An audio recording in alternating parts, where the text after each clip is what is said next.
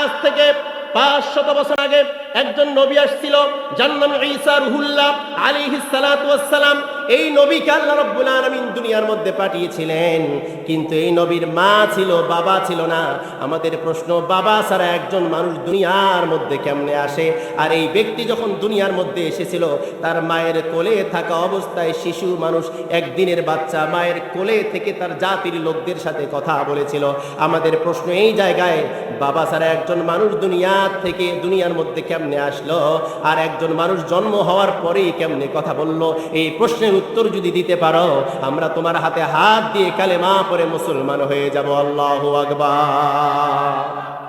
ইহুদি আর নাসারার বড় বড় আলেম, 70 জন আলেম একত্রিত হয়ে বিশ্ব নবী সাল্লাল্লাহু আলাইহি ওয়াসাল্লামের মসজিদে নববীর গেট পর্যন্ত চলে এসেছে। আল্লাহ রাসূল মেহরাবের মধ্যে বসে এমন সময় তাকিয়ে দেখলেন অসংখ্য মানুষ তার গেটের মধ্যে দাঁড়া আছে। এরা বন্ধু না শত্রু? শত্রু জানা সত্ত্বেও বিশ্বনবী সাল্লাল্লাহু আলাইহি ওয়াসাল্লাম সাথে সাথে দাঁড়িয়ে গিয়েছেন, সালাম দিয়েছেন, আহলান সাহলান মারহাবান, ওয়েলকাম জানিয়েছেন, স্বাগতম জানিয়ে ভিতরে ডেকেছেন। জোরে বলুন সুবহানাল্লাহ। বিশ্বনবীর কি আদর্শ! আল্লাহু আকবার বলেন।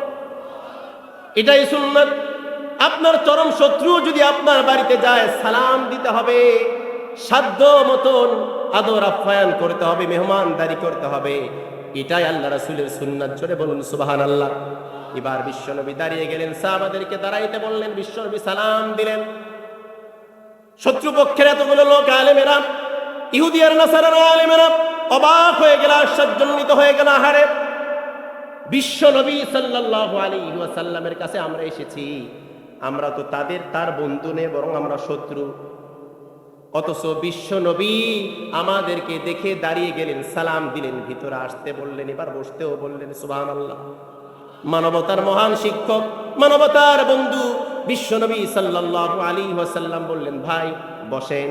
এবার বলেন, আপনারা কেন আসছেন? এতগুলো মানুষ, আপনাদের জন্য আমি কি করতে পারি? 70 জন ইহুদি আর নাসারার বড় বড় আলেমদের মধ্য থেকে একজন দাঁড়িয়ে গেল, তিনি হচ্ছে 70 জনের মধ্যে লিডার। একজন দাঁড়িয়ে বলল, ও মুহাম্মদ, তুমি নাকি নবী? তুমি নাকি শেষ নবী? ও আব্দুল্লাহর পোলা মুহাম্মদ, তুমি নাকি নবী? বলে, হ্যাঁ আমি নবী। তুমি যে নবী এটা আমরা মানি না, মানবো না, মানতেও চাই না। সেজন্য আমরা আসছি। সত্যিকার অর্থেই যদি তুমি নবী হও, সত্যিকার অর্থেই যদি তুমি রাসূল হও, তাহলে আমাদের একটা প্রশ্ন আছে। এই প্রশ্নের উত্তর যদি দিতে পারো, তাহলে আমরা মনে করব তুমি নবী। কারণ আমরা এমন একটা প্রশ্ন নিয়ে তোমার কাছে এসেছি, এই প্রশ্ন সাধারণ কোনো মানুষ দিতে পারবে না। তুমি যদি নবী হও, আল্লাহর কাছে গোপন যোগাযোগ করে আমাদের প্রশ্নের উত্তর দাও। আর আমরা কসম করলাম, আমাদের প্রশ্নের উত্তর যদি যথাযথ দিতে পারো, আমরা কসম করলাম এতগুলা মানুষ আপনার হাতে হাত দিয়ে তাওহীদের কালেমা পড়ে আমরা মুসলমান হয়ে বাড়ি ফিরে যাব। তিনি চিন্তা করলেন, আহারে, আমার কাজ তো মানুষকে দাওয়াত দেওয়া, কালেমার দাওয়াত দেওয়া, ইসলামের দাওয়াত দেওয়া। এতগুলো মানুষ যদি আমার কাছে এসেই মুসলমান হয়, তাহলে তো এটা দারুণ ব্যাপার, চমৎকার ব্যাপার। সুবহানাল্লাহ বলেন। আল্লাহর নবী মনে মনে খুশি না বেজার? কিন্তু প্রশ্ন সহজ না কঠিন? কি প্রশ্ন সেটা আগে শোনেন। 70 জনের মধ্য থেকে একজন দাঁড়িয়ে বলল, আপনি যদি মুহাম্মদ, আপনি যদি নবী হন, আমাদের প্রশ্নের উত্তর দেন, আর প্রশ্নের উত্তর দিতে পারলেই আমরা মুসলমান হয়ে যাব। বিশ্বনবী বলল, তোমাদের কি প্রশ্ন? তাড়াতাড়ি বলো, তাড়াতাড়ি বলো। 70 জনের পক্ষ থেকে একজন দাঁড়িয়ে বলল, ও মুহাম্মদ, আব্দুল্লাহর পোলা মুহাম্মদ, শোনো শোনো আমাদের প্রশ্ন। আজ থেকে 500 বছর আগে একজন নবী দুনিয়ার মধ্যে আসছিল, যে নবীর নাম ঈসা রুহুল্লাহ আলাইহিস সালাতু ওয়াস সালাম। আমাদের প্রশ্ন হলো এই জায়গায়, আজ থেকে 500 বছর আগে একজন নবী আসছিল, যার নাম ঈসা রুহুল্লাহ আলাইহিস সালাতু ওয়াস সালাম। এই নবীকে আল্লাহ রাব্বুল আলামিন দুনিয়ার মধ্যে পাঠিয়েছিলেন, কিন্তু এই নবীর মা ছিল, বাবা ছিল না। আমাদের প্রশ্ন, বাবা ছাড়া একজন মানুষ দুনিয়ার মধ্যে কেমনে আসে? আর এই ব্যক্তি যখন দুনিয়ার মধ্যে এসেছিল, তার মায়ের কোলে থাকা অবস্থায় শিশু মানুষ, একদিনের বাচ্চা, মায়ের কোলে থেকে তার জাতির লোকদের সাথে কথা বলেছিল। আমাদের প্রশ্ন এই জায়গায়, বাবা ছাড়া একজন মানুষ দুনিয়ার মধ্যে কেমনে আসলো, আর একজন মানুষ জন্ম হওয়ার পরেই কেমনে কথা বললো, এই প্রশ্নের উত্তর যদি দিতে পারো, আমরা তোমার হাতে হাত দিয়ে কালেমা পড়ে মুসলমান হয়ে যাব। আল্লাহু আকবার।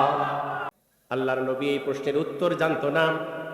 আল্লাহর নবী চক্ষুটা বন্ধ করে দিলেন। আল্লামা জালালউদ্দিন সুয়ুতী রহমতুল্লাহি আলাইহি বলেন, আল্লাহর নবীর এত পাওয়ার ছিল, এত জলিলুল কদর একজন পয়গম্বর আমরা পেয়েছি আমার ভাইয়েরা, এত সম্মান, এত মর্যাদা, চক্ষু বন্ধ করতে দেরি হতো, আল্লাহ রাব্বুল আলামিনের সাথে যোগাযোগ হতে কোনো দেরি হতো না।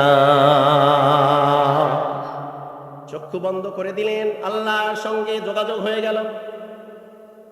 চক্ষু বন্ধ করে মনে মনে আল্লাহকে ডাক দিয়ে বলল, আল্লাহ গো, এতগুলো মানুষ আমার মসজিদের মধ্যে হাজির হয়েছে, আল্লাহ আমাকে কঠিন একটা প্রশ্ন করেছে, এই প্রশ্নের উত্তর তো আমার জানা নাই, আমার জানা নাই, আমার জানা নাই। ও আল্লাহ, এতগুলো মানুষের সামনে আমাকে অপমান অপদস্থ করিয়েন না আল্লাহ, প্রশ্নের উত্তরটা তাড়াতাড়ি জানায় দেন, কারণ তাদেরকে প্রশ্নের উত্তর দিলেই তারা কালেমা পড়ে মুসলমান হয়ে যাবে। বিশ্বনবী সাল্লাল্লাহু আলাইহি ওয়াসাল্লাম আল্লাহর সঙ্গে কয়েক সেকেন্ডের মধ্যে যোগাযোগ করে ফেললেন। পাওয়ার আছে না নাই? কম না বেশি? সমস্ত নবীর চাইতে কম না বেশি? জোরে বলেন আল্লাহু আকবার। আল্লাহ রাব্বুল আলামিন জিবরাইলকে ডাক দিয়ে বলল, ও জিবরাইল, আর করো না দেরি, চলে যাও তাড়াতাড়ি। আমার নবীকে বড় বেকায়দার প্রশ্ন করেছে, আমার নবী যদি উত্তর দিতে না পারে, নবীকে তার নবী বলে মানবে না, নবী বলে স্বীকৃতি দেবে না, হেও করবে, নবীকে অপমান অপদস্থ করবে। আমি আমার নবীকে অপমান সহ্য করতে পারবো না। যাও রে যাও, তাড়াতাড়ি যাও, ও জিবরাইল তাড়াতাড়ি যাও। সূরা আলে ইমরানের 1 থেকে 60 নং আয়াত কারীমা নিয়ে তুমি আমার নবী মুহাম্মদ সাল্লাল্লাহু আলাইহি ওয়াসাল্লামের কাছে চলে যা। আল্লাহু আকবারের আওয়াজ নাই? একটু জোরে বলেন না আল্লাহু আকবার। জিবরাইল আলাইহিস সালাতু ওয়াস সালাম 60টা আয়াত কারিমা নিয়ে রওনা হবেন। বাইতুল ইজ্জা নামক জায়গা থেকে যখন রওনা হবেন, এমন সময় আল্লাহ রাব্বুল আলামিন ডাক দিয়ে বলল, ও জিবরাইল দাঁড়াও দাঁড়াও, একাই যাইও না রে জিবরাইল, একাই যাইও না। এই আয়াতগুলোর মধ্যে অনেকগুলো গোপন তথ্য আছে উম্মতে মুহাম্মাদির জন্য। একাই যাইও না, এই গুরুত্বপূর্ণ আয়াত নিয়ে একাই যাইও না। তোমার কাছে এক একটা আয়াতের বিনিময়ে 1000 করে ফেরেশতা আমি দান করলাম। একটা করে আয়াত 1000 ফেরেশতা বহন করবে, 2টা আয়াত 2000 ফেরেশতা বহন করবে, 3টা আয়াত 3000 ফেরেশতা বহন করবে। এইরকম 60টা আয়াতে কারিমা 60,000 ফেরেশতা বহন করে আল্লাহর রাসূল কাছ পর্যন্ত তোমরা নিয়ে চলে যাবে। কারণ এত গুরুত্বপূর্ণ আয়াত, এই আয়াতগুলা ছিনতাই করতে পারে ইবলিস তার দলবল নিয়ে। সেজন্য জিবরাইল একাই যাওয়ার দরকার নাই। 60টা আয়াতের বিনিময়ে কয় হাজার ফেরেশতা? ওয়াজ বুঝছেন? জোরে বলেন তো কয় হাজার? 60,000 ফেরেশতা। আলোচনা কিন্তু এখনো শুরু হয়নি, এই জায়গা থেকে না বললে কিন্তু বুঝবেন না। ওই জন্য আমি প্রথম থেকে শুরু করছি, শানে নজুল থেকে শুরু করেছি। এবার 60,000 ফেরেশতা সূরা আলে ইমরানের 60টা আয়াতে কারিমা নিয়ে রওনা হলেন। জোরে বলেন আল্লাহু আকবার। মুহূর্তের মধ্যেই মসজিদে নববীর মধ্যে চলে আসলো। জিবরাইল এসে সালাম দিল। সালাম দেওয়ার সাথে সাথে আল্লাহ রাসূল মুস্কি হাসি দিল, কারণ আল্লাহ রাসূল বুঝতে পেরেছে প্রশ্ন করতে দেরি হলো, জবাব আসতে আল্লাহর কাছ থেকে জবাব আসতে কোনো দেরি হয় নাই।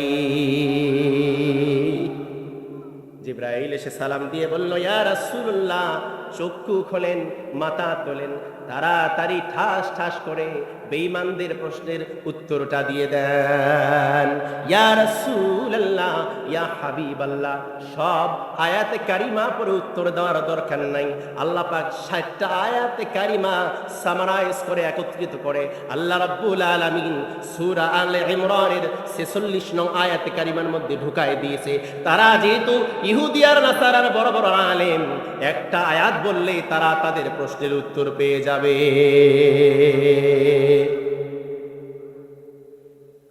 এবার বিশ্বনবী সাল্লাল্লাহু আলাইহি ওয়াসাল্লাম তাদের প্রশ্নের উত্তর দেওয়া শুরু করলেন। ওয়ায়ুকাল্লিমুন নাসা ফিল মাহদি ওয়া কাহলাও ওয়া মিনাস সালিহিন।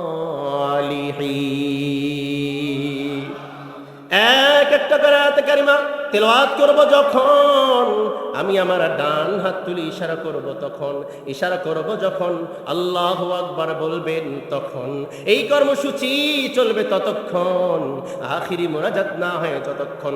রাজি আছেন যারা যারা দুহাত তুলে আল্লাহু আকবার বলেন তারা তারা। ওয়ায়ুকাল্লিমুন নাসা ফিল মাহদি ওয়া কাহলাও ওয়া মিনাস সালিহিন।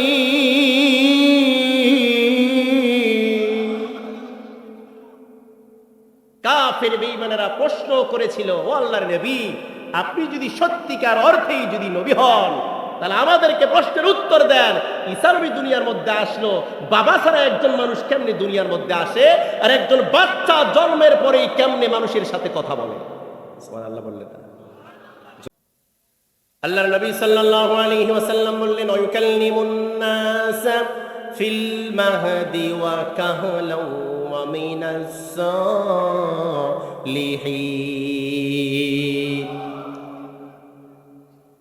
ও ইহুদি আর নাসারার বড় বড় আলেম, শোনো শোনো, কান খুলে শোনো।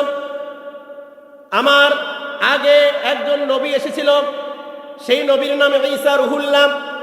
এই নবী আমার ভাই, কারণ আমরা দুজন ভাই ভাই, আমাদের মাঝে আর অন্য কোন নবী দুনিয়াতে আসে নাই। কাজে আমি আমার ভাইয়ের কথা অবশ্যই তোমাদের চাইতে ভালো জানি। জানান একজন, তিনি কে? তোমরা বলেছ ঈসা আলাইহিস সালাতু ওয়াস সালাম মায়ের কোলে কেমনে কথা বলল? ওয়ায়ুকাল্লিমুন নাসা ফিল মাহদি ওয়া কাহলা। শিশু বাচ্চা জন্মের পরে তার জাতির লোকদের সাথে কথা বলেছিল, এটা রাইট বলেছে, তোমরা অবশ্যই কথা বলেছিল। শুধু সেদিন কথা বলেন নাই, ফিল মাহদি ওয়া কাহলা, ওই ঈসা নবী আরো একবার কথা বলবেন।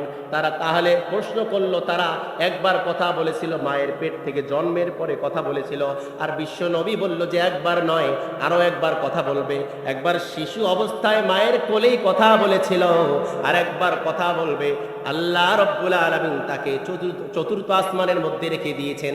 আর একবার যখন দুনিয়ার মধ্যে আল্লাহ পাক তাকে পাঠাবেন, আরো একবার তিনি কথা বলবেন। তাহলে বোঝা গেল কথা একবার না দুইবার। জোরে বলেন, একবার না দুইবার। প্রথমবার কথা বলেছে নরম নরম কথা, মধুর কথা, নরম নরম কথা। দ্বিতীয়বার আর নরম সুরে কথা বলবে না, জিহাদের ভাষায় কথা বলবে,